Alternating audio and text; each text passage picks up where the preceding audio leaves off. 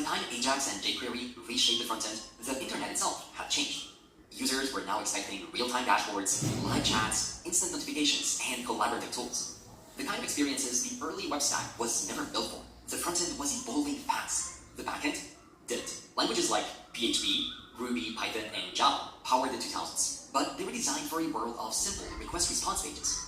As soon as the web became more dynamic, traditional backends ran into major limitations. For example, real-time experiences require a persistent two-way connection between client and server. This means WebSockets, persistent, and bidirectional. But traditional backend stacks relied on short-lived requests, blocking I/O, and one thread per connection. They assumed that user clicks, server responds, and the connection closes. But real-time apps needed event-driven architecture, non-blocking I/O, and persistent sockets with zero waiting time. There was also another limitation of these traditional servers, and that was concurrency. In most traditional runtimes, one connection equals one thread. That means that if a user uploaded a file, the server stayed frozen until completion. Multiply that by thousands and servers collapsed.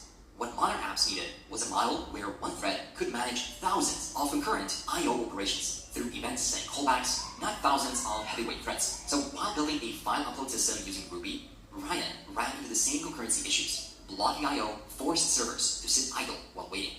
He noticed something interesting.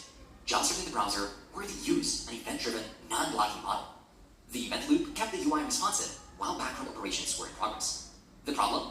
Well, JavaScript lived inside browsers. It couldn't run on backend code.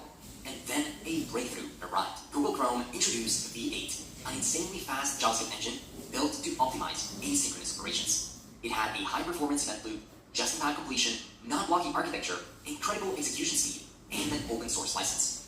Ryan connected the dots. Instead of fixing PHP or Ruby, what if the backend used JavaScript? The same event-driven model that makes the browser so fast.